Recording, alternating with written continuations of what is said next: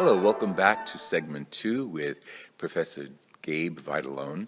We're here at Annunciation Church, which is the parish at which we just had celebration of Mass. Gabe and Evelyn, his wife, come to that early Mass, and we're following it up with the interview. Gabe and I know each other from William Paterson. That was college, is now university for many years, and Gabe has already revealed and uncovered something very private. His 95th birthday just passed. God bless you. I know.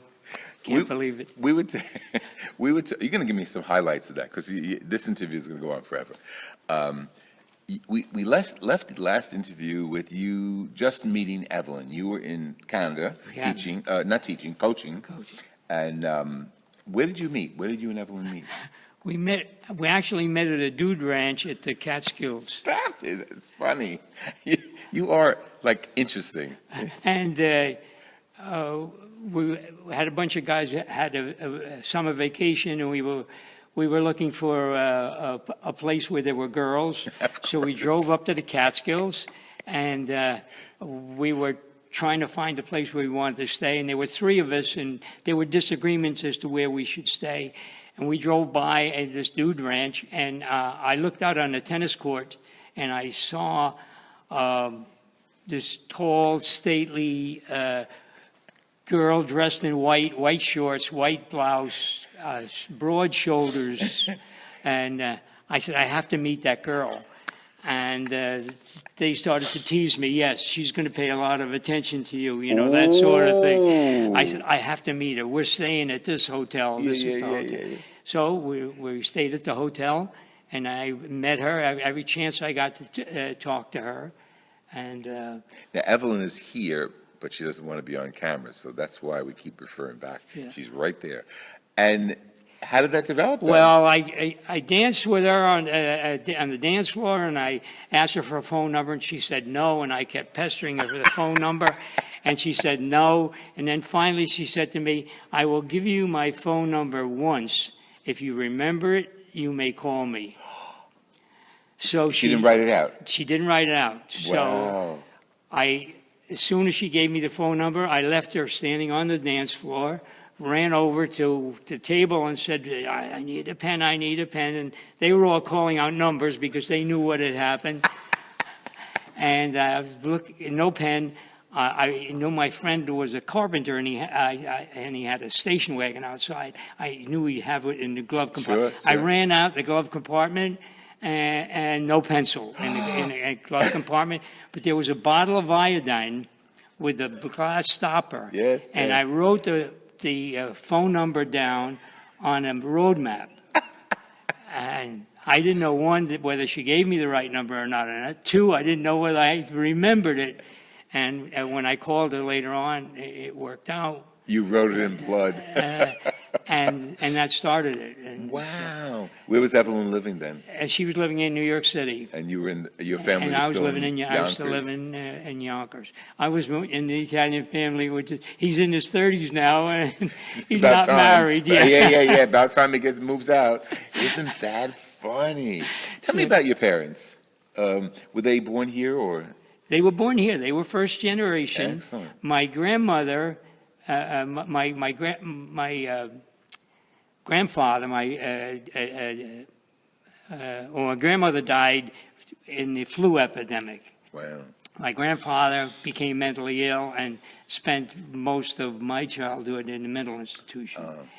My father and mother, my father was a carpenter. My mother was sewing. She made slips and dresses and and that was it. And when I went to college at Fordham, I said 13 months behind our rent. I said, let me go to work. I'll get some money. And no, he said, you're going. I went to Fordham, and this is something that I told Father McShane, the president of Fordham, that he didn't realize.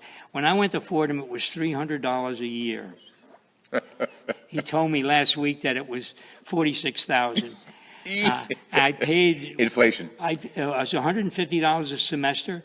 I paid $10 every Monday. Isn't that amazing? Where did you get that money? Did you have a job? Well, yes, I worked there were different programs, for returning veterans and stuff. So we worked and helped my father. I worked summers.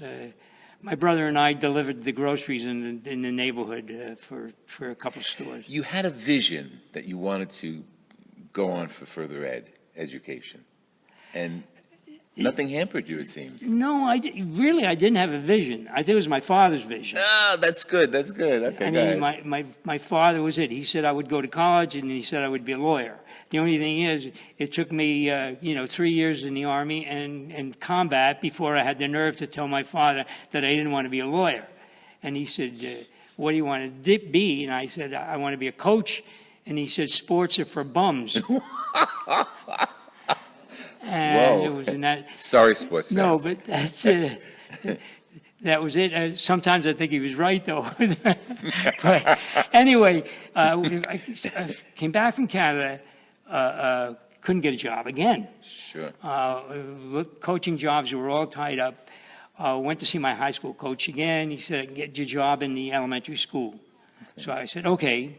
Something, yeah. Getting married, I needed a job. Got a job in the elementary school teaching 4, 5, 6, 7, 8, 9 in physical education. Okay.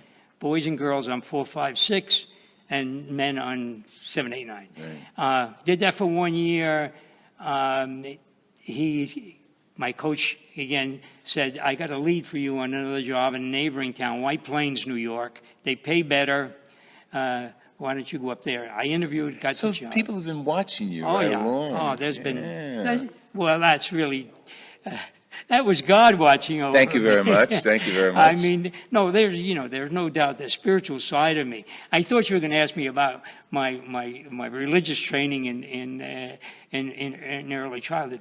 But Go for it. The church was such a big part of our lives. I lived in an Italian neighborhood, so I don't have to tell you what it was like. Right. And everybody knew everybody. Everybody knew everybody. There was a regular routine. You got to be 10 years old, I think it was, or 11 years old. You become a torchbearer as an altar boy. You had to work your way up to become an acolyte. And then you could deal with the master of ceremonies and those kind of things. Wow. So the church was the center of our family life. My mother sang in the choir. My father did the repairs in the church. What church? What parish was that? Our Lady of Mount Carmel. In Yonkers. And yet I was not in isolation because the other families were the same way. Oh yeah. Our church had a small printing press, so part of the deal was that the altar boys would learn how to run the printing press. It was manual. Yeah, manual. Worked on foot levers. Wow. And we had to learn how to set type. We had to do it manually. But all of the altar boys could run the printing machine. Side avocation. And so we stayed there, and I served Mass until I was finished with high school. That's great. And I also served Mass when I was in combat. And you still serve Mass, or at least attend Mass. Yeah. God bless you. you. Very spiritual part. I know when you were speaking today, your homily, is the whole idea that I always felt that God was inside me. Good. I always felt that. And people said, when you're in combat, sure, you're afraid. But I never thought of dying. I just never thought of dying. I was just there, and there was a situation, and you get out of the situation, and that was it. That was all. But I always felt that there was something guiding me. The presence of God. It was it. And now I feel it every day. I have no doubt that's what happened. And for whatever reasons, I think God led me into teaching. Because that's where I was able to do the most good, and for my life, nothing better than teaching. There's nothing better than sharing yourself to your students. That is wonderful. And what an experience. I don't know, where do you want me to pick up now? No, that's good. We're going to pause there because it's excellent, because I really think I appreciate a great deal the role of faith in your lives, and that's how we keep in contact. I mean, you left William Paterson years ago, I did, but we're still in contact, and it's the faith that's keeping us together, and we'll talk about that later. Okay. This has been Fr Louis Scurti, and Gabe is able to share stories and related and interrelated to his family, his church, his history, his background, his education, his sports. And I hope you see a whole package developing in each of these interviews. This is Fr Louis Scurti with Friends of the Word, interviewing Dr. Gabe Vitalone, and we'll continue next segment. God bless you.